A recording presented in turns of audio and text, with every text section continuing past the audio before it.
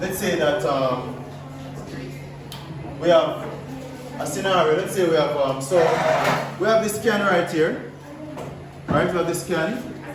We're going to assume that we have this can. Listen up, students. We're going to assume that we have this can that is going to be filled with air, right? We're going to have this can filled with air. We're going to assume that we seal the can, right? And listen up. We're going to ensure that the volume is constant, right? We're going to ensure that the volume is constant. So if we now start to mention that, okay, we're keeping the volume constant, which of the gas laws are we going to be? The volume is constant. The volume is constant, so which of the gas laws? Boil, so we're guessing the volume is constant.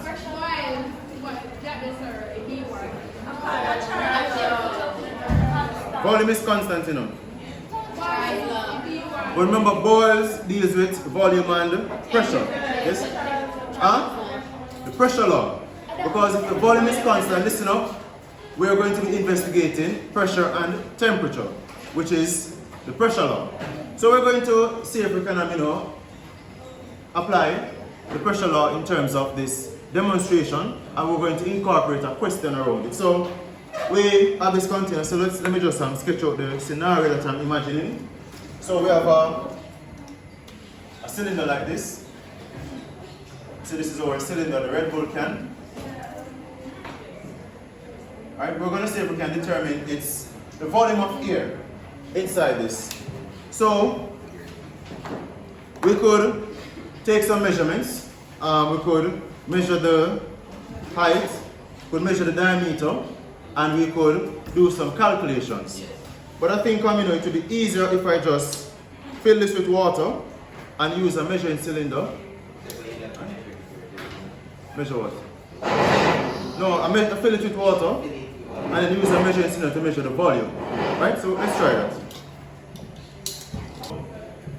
I'm going to just fill the can with water and then use the measuring cylinder to determine the volume. Right? So let's see how it works. And again, we're doing science, and this is part of science. Improvising, make things work using the different principles. Alright, so let me just try this.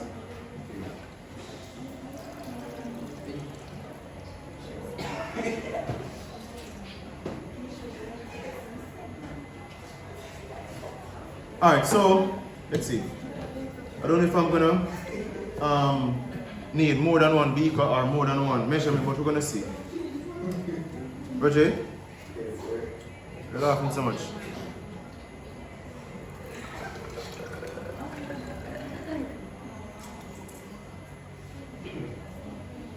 Alright, so well, we're gonna see.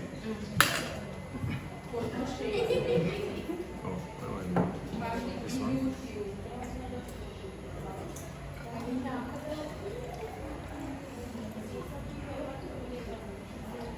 Alright, can someone just take a rough measurement here? So we're viewing at eye level. Right?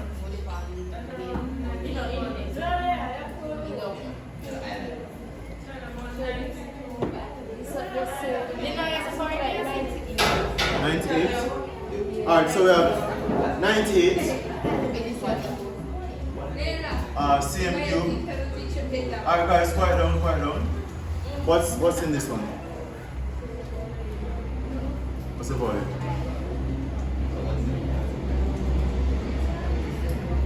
Alright, so we're gonna have to do it one more time. So this is 97 CMQ.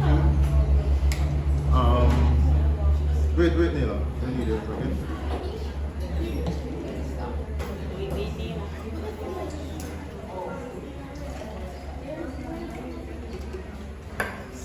Alright, so measure that one for me now.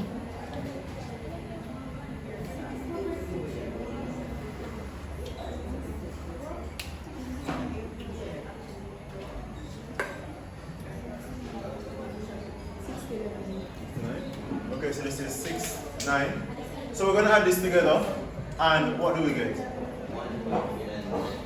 Wait, sir, was that right? What you get? Wait, So that will be 180, 195, 195 plus 69. How much is that? Um, Use the calculator. 264. No, I was off. 264. 64. I was off by like 11. And let's say 260. Sir, Same cube. sir, measure it again. No, I just checked the information. Yeah, I know, I just went to 260, right? Check the container, it says 250 milliliter, which would equate to about 250 cm cube. Now, when they're filling the Red Bull can, they will not fill it up to the maximum, right?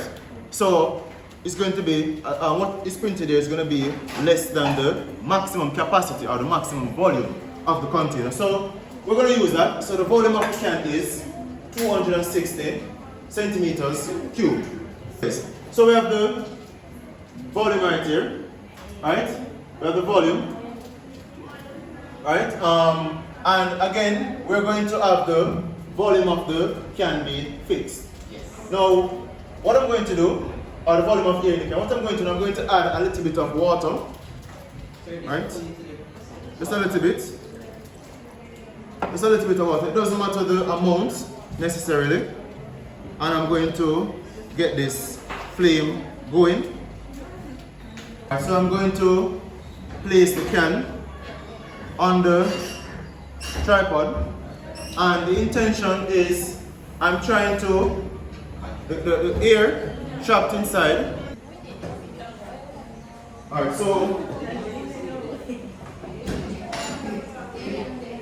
so what I'm doing here now is I'm just heating the water inside the can, right? It's going to produce vapor, steam, which is a gas, right?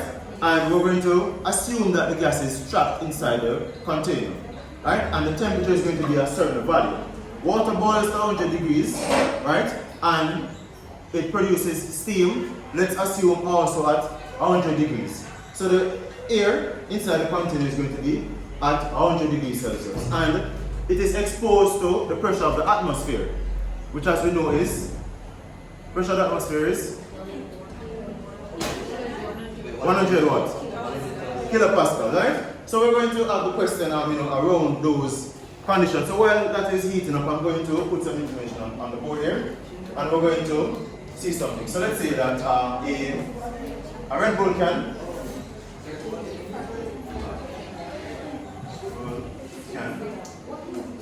has a fixed mass of gas. Let's say again we say that we're going to get steam, which is going to be at 100 degrees Celsius. We're assuming that, alright? At 100 degrees Celsius. Alright? When the pressure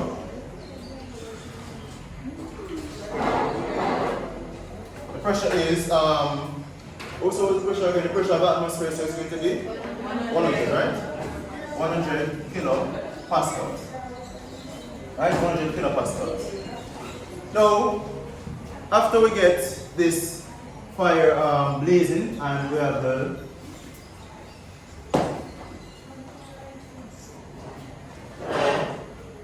the water producing steam. So if you guys see steam coming off, let me know, because we're waiting for the steam to form. Now, what we're going to do next is we're going to cool the gas in the container. We're going to cool the gas in the container, and when we cool the gas in the container, based on the pressure law, students, based on the pressure law, we would have said that the temperature and the pressure they share what type of relationship? Directly proportional, right? So we're going to cool the gas, decrease its temperature, so we expect the pressure to what? To decrease, right?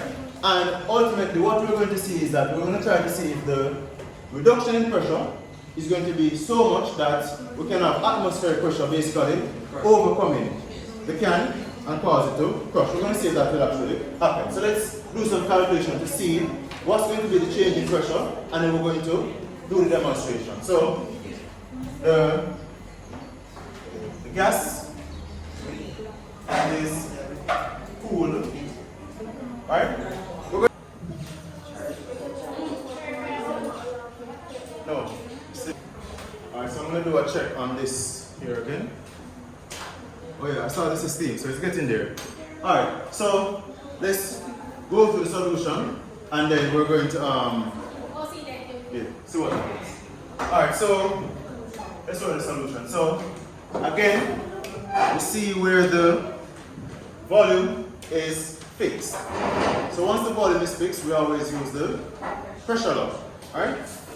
So we can say that P1 over T1 is equal to P2 over T2. And we're given some values for P1, where we say P1 was the pressure of the atmosphere, which is 100 kilopascals. Right? Assuming that we're now at sea level, 100 kilopascal. T1 was T1 is 100. Yes, 100 yes. But we have to, and we do so by simply adding 273, which is going to be 373 Kelvin. P2 now is unknown, which is what we're interested in, and T2 is 0 degrees Celsius, but again we have to add 273, which is just 273 since we're adding 0. So that's our values. We can do our transposing to find P2, and we should all agree that we're going to get that P2 is going to be P1 times T2 over T1, which we can now plug in the values and then calculate. So we're going to say 100 kilopascals, right, times 273 Kelvin over 373 Kelvin, right? Right, and then we cancel off, we evaluate and we get what? 0.1 or 73.2. Sorry, Kelvin. So the Kelvin. What we find? The pressure. Yes. It says kilopascal. Right? Good observation. Kilopascal. And that's our answer. So we're now seeing that okay, if we have the gas at 100 degrees Celsius when the pressure is 100 kilopascals, right? And we cool the gas to 0, we're going to see that the pressure is going to be 73.2 kilopascals, right? Which is basically about 26.8 difference. So we're going to see if that is enough to... It's steam, yes, good. So we're going to see if that is enough to cool the gas. Sorry, not to cool the gas, to crush the can. So we're going to try that. So again, let's bring these closer. So what I'm going to do, so we have the ice right here, which is what I'm going to use to cool the gas. So I'm going to quickly transfer and just dump the can into the ice bath, and we're going to see what happens. Alright? So let's see. Ready?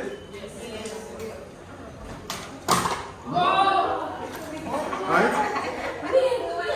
So the pressure was enough to crush the can. Right? So the pressure difference was enough. Yes? Can clap. Yes?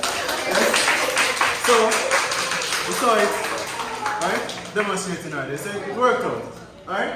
So because of the difference in pressure with the atmosphere and inside the can, when we cool the gas, it was enough to cause the can to collapse. So you can remember, you can remember where back some time ago there was the submersible that undergo a catastrophic implosion, right?